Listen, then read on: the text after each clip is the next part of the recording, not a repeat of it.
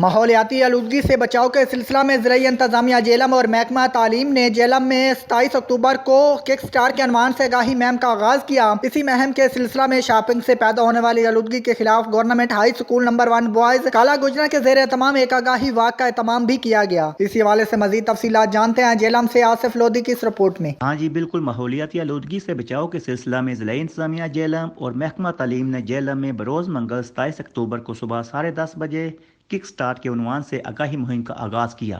इसी मुहिम के सिलसिले में शॉपिंग बैग से पैदा होने वाली आलूदगी के खिलाफ government high school number 1 boys काला गुजरा के ज़ेर एहतमाम एक आगाही वाक का एहतमाम किया गया, जिस स्कूल से जीटी रोड फाटक तक मुनक्कद की गई, जिसमें स्कूल के हेडमास्टर साहब, असातिज़ा कराम और तलबा ने भरपूर शिरकत की।